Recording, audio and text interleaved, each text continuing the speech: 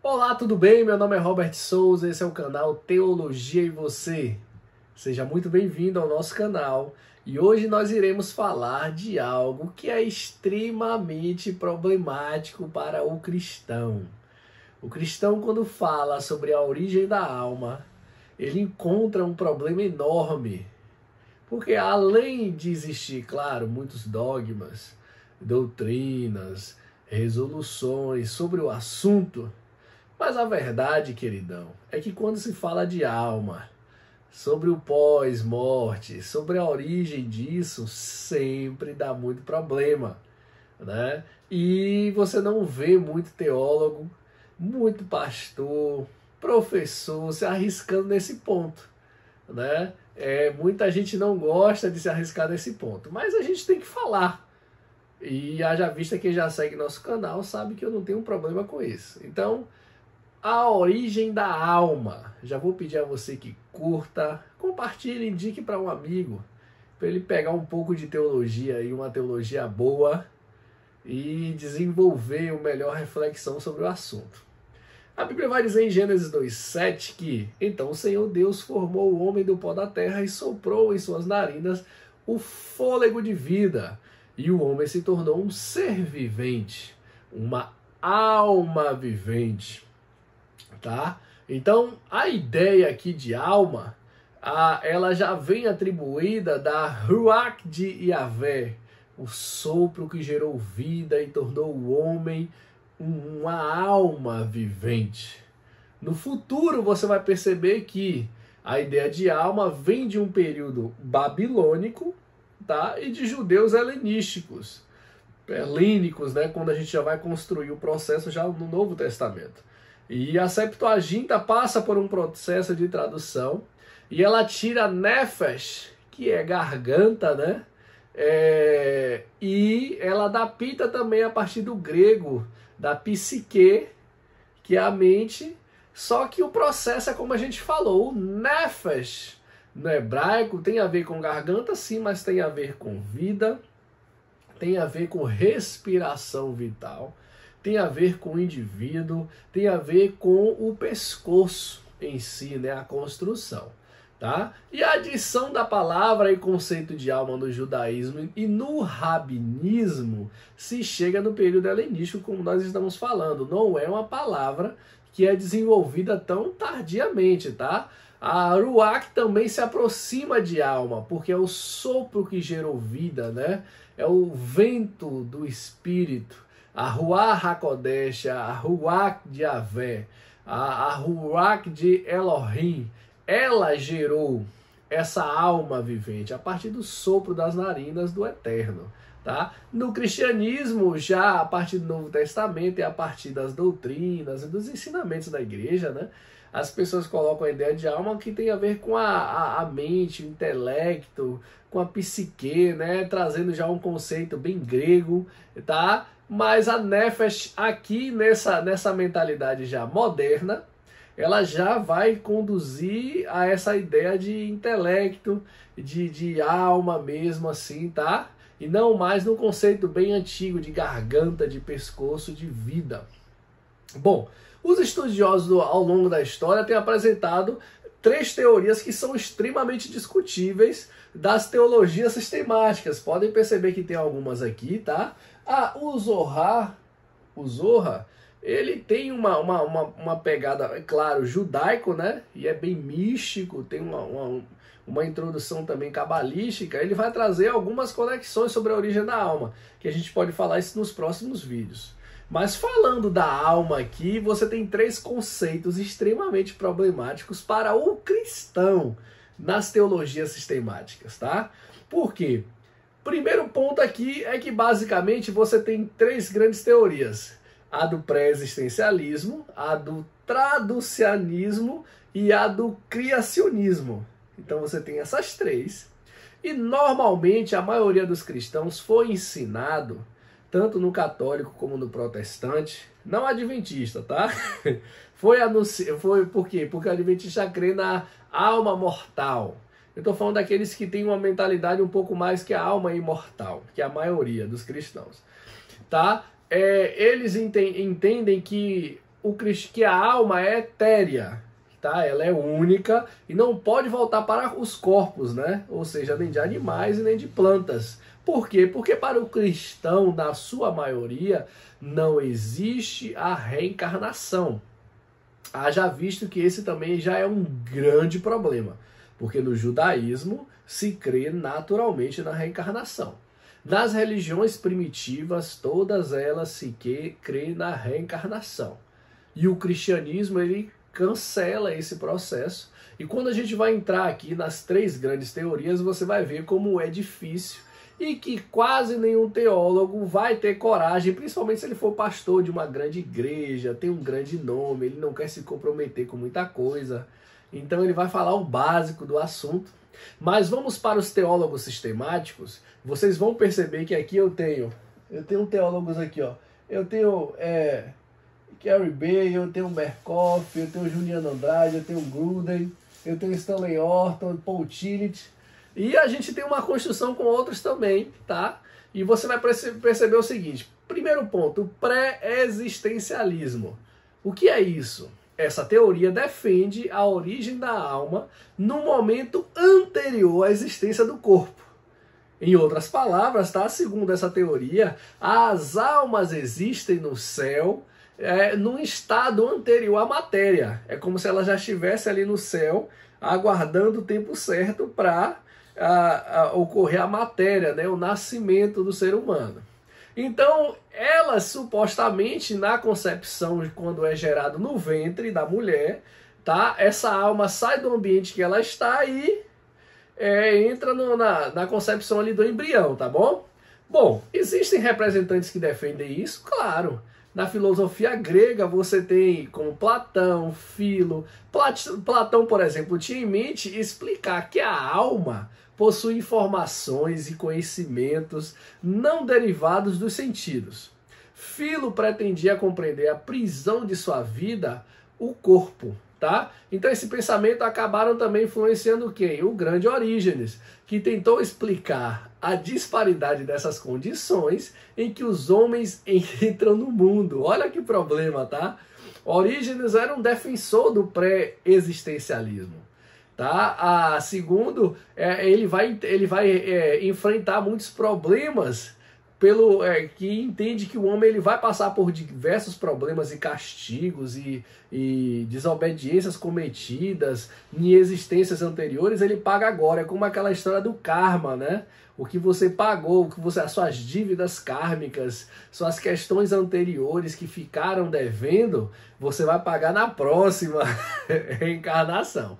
Então esse foi difundido no cristianismo? Sim, tá? Essa teoria foi muito difundida aonde? Na escola alexandrina. Existem algumas objeções contra a pré-existência?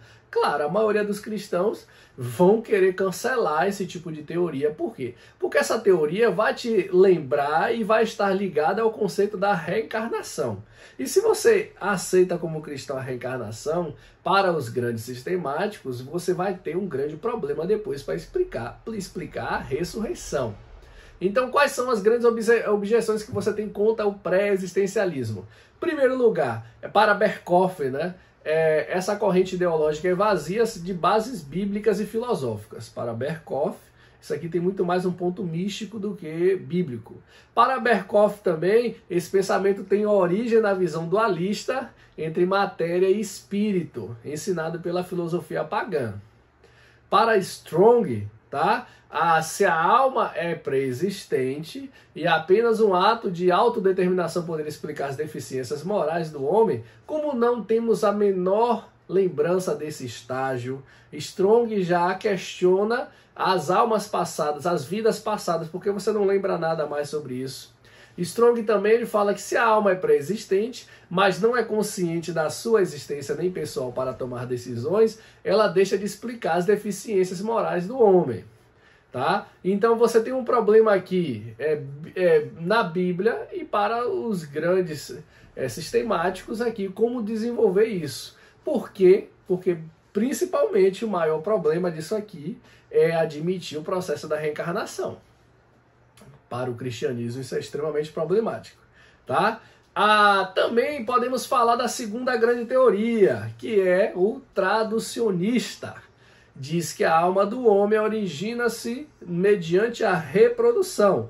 Isso significa que a alma é reproduzida naturalmente pela ocasião da concepção, e nesse aspecto ela é herdada dos pais da igreja, por exemplo, como Tertuliano, Apolinário, Gregório de Nissa, Lutero, Jonathan Edwards, são alguns do que adotaram o traducionismo.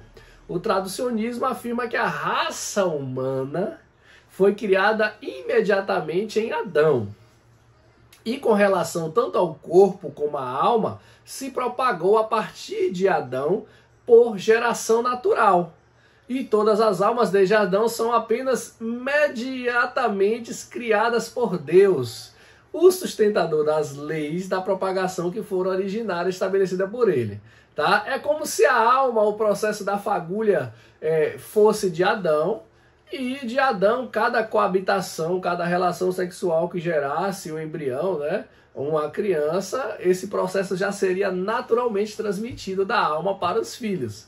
Tá? Assim, Tertuliano, Rufino, Apolinário, Gregório de Nissa, Lutero, Smith, Hopkins, Charles Rye e vários outros vão construir a partir desse pensamento. Vai deixar isso a favor, o traducionista. Olha, existem argumentos a favor? Sim, na Bíblia. Eles colocam Gênesis 1, 28, 2, 7, que está em harmonia com o relato da criação. Pois Deus soprou uma única vez o fôlego de vida e deixou que ele se reproduzisse. É assim como eles constroem o texto, tá? A Bíblia afirma também que os descendentes foram formados da carne de seus pais. Aí eles colocam Gênesis 46, Hebreus 7, João 3, 6, Romanos 1, 3, Atos 17, e explica de maneira mais satisfatória a transmissão da depravação moral e espiritual, que é assunto da alma e não do corpo. Então até a questão da maldição, do pecado original, como ele continua, né, em condescência com os seres humanos, né, as descendências, eles vão construir essa mentalidade aqui, tá? Existem objeções contra o traducionista, contra essa segunda grande teoria? Sim. Existem vários argumentos que poderiam ser demonstrados. Por exemplo, se Deus só age mediante a relação à sua obra criativa após a criação que será, então a regeneração é como? A teoria leva a dificuldades insuperáveis à cristologia, repare. Se em Adão a natureza pecou globalmente de forma universal, e esse pecado foi, portanto, o verdadeiro pecado de cada parte de sua natureza, não se pode fugir à conclusão de que a natureza humana de Cristo também foi pecadora e culpada. Aí você mexe na cristologia, isso dá outro problema. Agora, para quem é problemático nessas questões, por quê? E sim, Cristo não foi concebido em pecado. Beleza, tá certo, é bíblico, amém, a gente crê assim. Mas quem era Maria? Maria era filho de quem? E de descendência de quem? Compreende? Só que o processo é que como é que você explica essa situação? Porque teria feito de fato em Adão, né? Tem a questão do pecado. Então, no traducionista, ele embarga nesse ponto aqui que ele não consegue resolver esse problema aqui. Tá bom? Já a terceira teoria, que é a criacionista, ela tenta explicar a origem da alma dizendo que Deus cria a alma de cada pessoa e envia ao corpo em algum momento que é incerto, mas que ocorre entre a concepção e o nascimento. Tá? Então, de acordo com essa teoria, cada alma deve ser vista como imediata criação de Deus por ocasião da concepção e nascimento de cada indivíduo. Entre os defensores dessa teoria do criacionismo, você tem São Jerônimo, Tomás de Aquino, João Calvino. Tá? Essa teoria criacionista afirma que Deus cria diariamente almas para acoplar em corpos que estão sendo gerados. Tá? A tentativa dessa teoria é responder em pauta de uma perspectiva filosófica, né? Reflexiva, mas com fundamentação bíblica. E os teólogos que defendem a teoria do criacionismo, você tem Berkhoff, Charles Hodge, Jerônimo, Pelágio também defende isso, tá? A Hodge e Berkhoff têm um pensamento semelhante e demonstrado, né? Berkhoff afirma que cada alma individualmente deve ser considerada como uma imediata criação de Deus, devendo sua origem em um ato criador direto, cuja ocasião não se pode determinar com precisão. Olha aí, então, a cada ser humano que nasce é uma alma nova, recém-embalada por Deus, tá? Existem argumentos a favor do criacionismo? Normalmente você tem, sim, 3 grandes argumentos. Na criação é demonstrada que existe diferença entre a origem do corpo e da alma. No decorrer das evidências bíblicas é possível notar que sempre existe algum tipo de separação para esses 2 aspectos. Zacarias 20, você tem Isaías 41, Números 16, Hebreus 12. Este pensamento esmera-se em manter uma alma, visto que ela é indivisível. Tá? No tocante a Jesus Cristo, como homem completo, o pensamento responde à melhor maneira ao fato de que Cristo não participou do pecado. Então, no criacionismo, você consegue tirar esse problema aí de colocar Cristo como da linhagem aí que recebeu o pecado original, tá? Existem objeções à teoria criacionista? Claro que existe. É por isso que eu disse desde o início do vídeo. São 3 grandes teorias para o cristão, mas o cristão, eu acho que ele é o que mais vai fazer malabarismo para tentar explicar o conceito de alma, porque o conceito de alma do cristão é totalmente diferente de todas as outras religiões, né? A forma como é o pós-morte também. Então, como é observado o cristianismo, é em síntese, declaração de que é a criação direta de Deus em cada alma. E as objeções são, vamos falar algumas. Se Deus é responsável pela criação das almas, e essas têm tendências depravadas, faz com que Deus seja diretamente o autor do mal moral? E aí, como é que resolve isso aí? O calvinista aí, o arminiano. E aí, então se você concebe dessa forma, então Deus é o criador do mal, né? Se as almas são criadas absolutamente puras, Deus é culpado indiretamente pela criação do mal moral, pois permite que uma alma pura venha a se perverter em um corpo que é depravado e que, obviamente, vai se corromper. Paulo vai dizer que o bem que eu quero, esse eu não faço, mas o mal que eu não quero persegue os meus passos. Então Deus cria uma alma pura e coloca num corpo impuro. Como é que você resolve isso? Comenta aí, os pastores aí, os teólogos aí, comente, não fique fugindo não, comente. Se o pai natural é apenas responsável pelo corpo, os animais têm a maior dignidade que os homens. Olha essa objeção. Pois reproduzem segundo a sua própria imagem. E aí, comente aí. A atividade criadora de Deus parece ter sido interrompida após a criação do homem completo com a alma. A criação de Eva é bem demonstrada pelo escritor bíblico. Nessa criação não se fala nada sobre a origem da alma de Eva. Rapaz, já pensou sobre isso? E como é que foi feita a alma de Eva, amigão?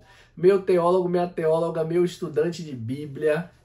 Como foi a origem da alma de Eva? Me explique aí se você é adepto da teoria criacionista, tá? Então, como eu disse lá no início do vídeo, a maioria dos cristãos acreditam na imortalidade da alma. Por quê? Porque existem muitos textos que falam disso. Por exemplo, 1 Tessalonicenses 5:23. E o mesmo Deus de paz vos santifique em tudo, e todo o vosso espírito, e alma, e corpo sejam plenamente conservados e irrepreensíveis para a vinda do nosso Senhor Jesus Cristo. Mateus 10:28. Jesus diz, e não tem mais os que matam o corpo e não podem matar a alma. Temei antes aquele que pode fazer perecer no inferno a alma e o corpo. Olha o dualismo aí, corpo e alma. E no grande mandamento somos ensinados a amar a Deus com toda a nossa alma. Quer um pouquinho mais sobre a alma? Para aí os tricotômicos. Vamos para Apocalipse 6:9. E havendo aberto o 5º selo, vi debaixo do altar as almas dos que foram mortos, por amor da palavra de Deus e por amor do testemunho que deram. Almas. Como é que essas almas estão ali? O que aconteceu no pós-morte? Apocalipse 24:6, e vi tronos, e assentaram-se sobre eles, e foi-lhes dado o poder de julgar, e vi as almas daqueles que foram degolados pelo testemunho de Jesus e pela palavra de Deus, que não adoraram a besta nem a sua imagem. Mais almas. Então, eu quero que você comente o que você acha da origem da alma a partir de nós cristãos. Conte aí o que você acha de objeção, de dificuldade, qual a teoria que você mais se encaixa. A gente aqui nesse primeiro vídeo falou sobre a origem da alma, tá bom? No próximo vídeo a gente vai falar para onde a alma vai depois da morte, tá? Tanto para o cristão como para os judeus, e fazer algumas comparações com o adventismo, com o espiritismo, tá? Tá bom? Então, por favor, curta. Compartilha aí, manda para os colegas aí, manda esse texto difícil aí para os colegas resolverem. Pedem para escrever, para comentar aí e vamos teologar, tá bom? Um grande abraço a todos e até a próxima!